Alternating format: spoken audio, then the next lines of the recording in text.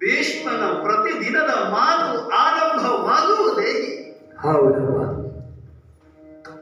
ಕುರು ಪಾಂಡವರ ದಾಯಾದಿ ಮಾತ್ಸರ್ಯ ರಣೋತ್ಕರ್ಷಕ್ಕೆ ಬಂದು ನಿಂತು ಭೀಷ್ಮನಿಗೆ ಸೇನಾಧಿಪತಿ ಪಟ್ಟಬಂಧ ಮಹೋತ್ಸವ ನಡೆಯುವಲ್ಲಿಯವರೆಗೆ ಆಯಿತು. ಹೌದು.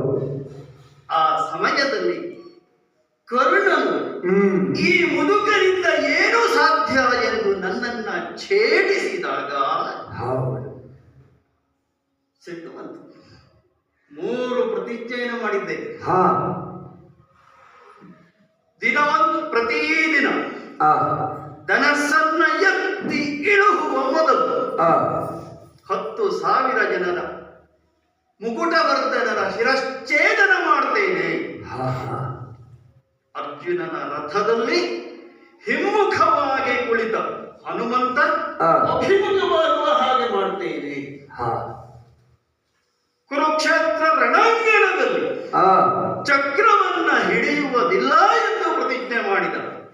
ಶ್ರೀಕೃಷ್ಣನ ಕೈಯಿಂದ ಚಕ್ರ ಹಿಡಿಸುತ್ತೇನೆ.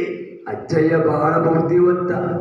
ಆಗ ಜನ ಎಲ್ಲ ನಿಬ್ಬೆರಗಾದರು. ಹೌದಪ್ಪ, ಅಜ್ಜನ ಪ್ರತಿಜ್ಞೆ ಅಲ್ವ? ಹೌದು. ಅಜ್ಜನ ಮಾತು ಅಂದ್ರೆ ಮಾತು. ಹೌದಪ್ಪ ಅಲ್ವಾ? ಅಜ್ಜನ ಪರಿಚಯ ತುಂಬಾ ಚೆನ್ನಾಗಿ ಉಂಟು. ಅಜ್ಜಯ್ಯ ಸಿಡಿದು ಹೇಳ್ತಾನೆ ಅಂತ ಆದ್ರೆ ಜನ ನೋಡದೆ ಇರ್ತಾರ. ಹಿಂದೆ ಗಂಧರ್ವ ಲೋಕದಲ್ಲಿ ನನ್ನ ತಮ್ಮ ಚಿತ್ರಾಂಗದ ಗಂಧರ್ವರು ಬಂದು ಅವನನ್ನ ಸಂಹರಿಸಿದಾಗ ಹಸ್ತಿನಾವತಿಯ ಅರಮನೆಯಿಂದ ಹೊರಗೆ ಬಂದು ನಿಂತು ಗಂಧರ್ವ ಲೋಕವನ್ನ ಸುತ್ತುರುಹಿ ಬಿಡುತ್ತೇನೆ ಎಂದು ಧನುಷ್ಠೇಕಾರ ಮಾಡಿದಾಗ ತ್ರಿಮೂರ್ತಿಗಳು ಬಂದಿದ್ದಾರೆ, ದೇವತೆಗಳು ಬಂದಿದ್ದಾರೆ. ಆಚಾರ್ಯರೇ, ನಿಮಗಂತೂ ನಮಸ್ಕಾರ, ಅದೊಂದೊಂದು ಮಾಡಬೇಡಿ. ಅಂದ್ರೆ ನಾವು ಯುದ್ಧ ಮಾಡಬೇಕು ಅಂತಿಲ್ಲ. ಧನಸ್ಸನ್ನು ಎತ್ತಿದ್ರೆ ಸಾಕಾಗ್ತದೆ. ಕೆಲವು ಸಲ ಆರ್ಭಟವೇ ಆಗಿದ್ದಾಗ ಹೆದರ್ತಾರೆ, ಎದುರುದೇ ಹೆಚ್ಚು. ಕುರುಕ್ಷೇತ್ರದಲ್ಲಿ ಈಗ ಆಡಿದ ಮಾತಿನಂತೆ 8 ದಿನದ ಯುದ್ಧ ನಡೆದಿದೆ. ಇವತ್ತು 9ನೆಯ ದಿನದ ಯುದ್ಧ. ಇವತ್ತಿನ ನನ್ನ ಕಾಯಕ ಮುಗಿದು ಹೋಯಿತು.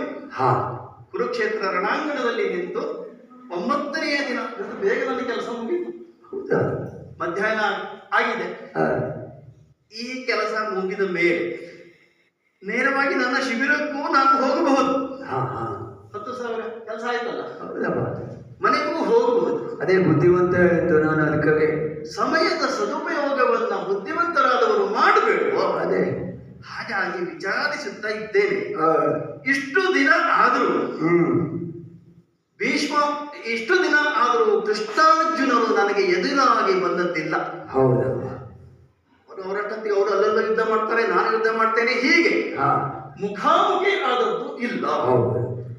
ಈಗ ಅವರು ಇವತ್ತು ಅವರನ್ನ ಮುಖಾಮುಖಿ ಆದರೆ ಯಾಕೆ ಗೊತ್ತಾ? ಪ್ರತಿಜ್ಞೆ ಮಾಡಿದರೆ ಆಗಲಿಲ್ಲ. ಕೃಷ್ಣ ಏನು ನನ್ನ ಮನೆಯ ಆಳ ಅಲ್ಲಪ್ಪ.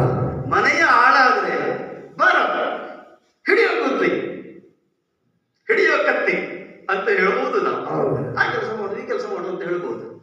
ಕೃಷ್ಣನನ್ನ ಕರೆದು ಕೃಷ್ಣ ಹಿಡಿಯೋ ಚಕ್ರ ಅಂತ ಹೇಳಿದ್ರೆ ಅವ ಹಿಡಿತಾನೆ. ಆದ್ರೆ ಚಕ್ರಗ್ರಹಣ ಪ್ರಸಂಗ ಆಗಬೇಕು. ಆ ನೆಲೆಯಲ್ಲಿ ನಾನು ವಿಚಾರಿಸುತ್ತಾ ಇರುವುದು. ಅವನೇನು ಸಾಮಾನ್ಯನು? ಅಬ್ಬ ರಥ ಬರ್ತಾ ಉಂಟಲ್ಲ, ಅವನ ರಥ ಈ ಕಡೆ ಬರುವಾಗ